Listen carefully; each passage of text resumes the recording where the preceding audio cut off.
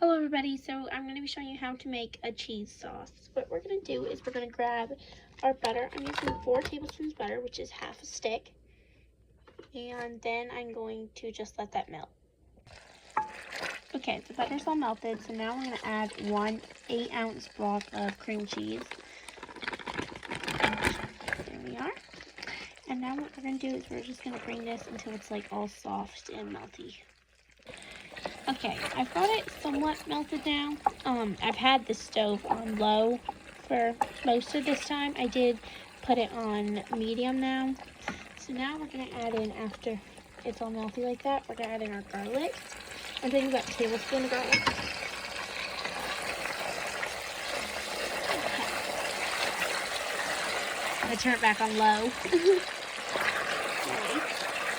And now we're going to add in our flour, which we're going to do 1/3 cup of flour.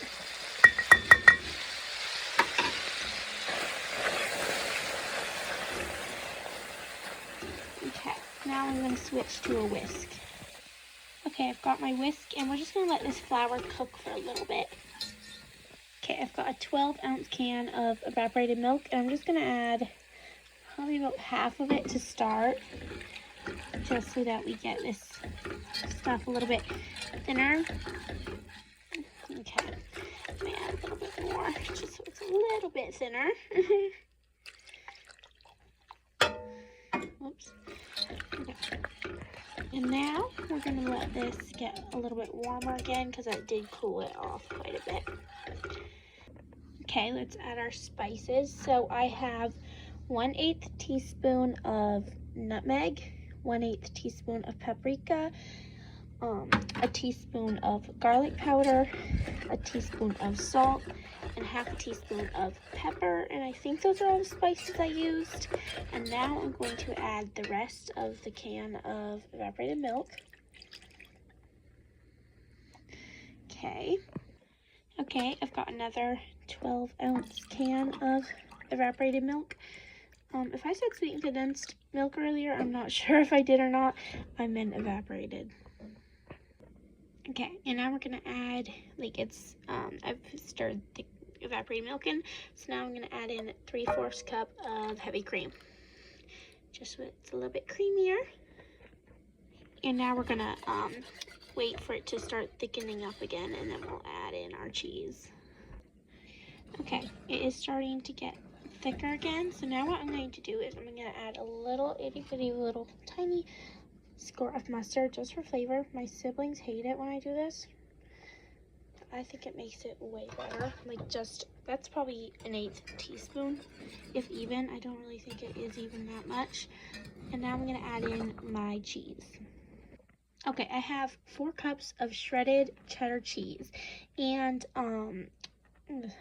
by the way, I would recommend using like freshly grated cheese, like you grate it yourself, because otherwise it's the pre-shredded stuff is coated in I don't know if I'm saying it right, powdered cellulose,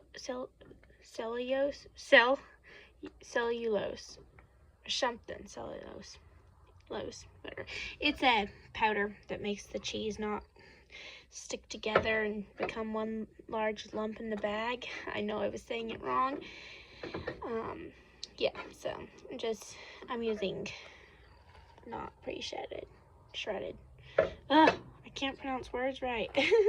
Well, now I'm just gonna stir it all together, and this is gonna become a nice, creamy, cheesy sauce. Okay, I forgot to tell you, I did add 1/8 of a teaspoon of Italian seasoning, and this sauce is like, it's done now, so I can turn it off. It takes less than 10 minutes to make, and it's just so good. Like, I bet it would be really good on like French fries or tortilla chips or something. I'm putting it in mac and cheese, like making homemade mac and cheese, just putting it over bow tie pasta, because it's gonna be really good that way, I think. Okay, I'm just mixing it in with the pasta now, and it's like the perfect sauce. So yeah, and it makes enough sauce to cover 2 boxes of, so 2 pounds, I think it is. Let me remember. I think it's 12 ounce. 2 12-ounce boxes of bow tie pasta. And so, thank you all for watching. I hope you like it if you try it. Bye.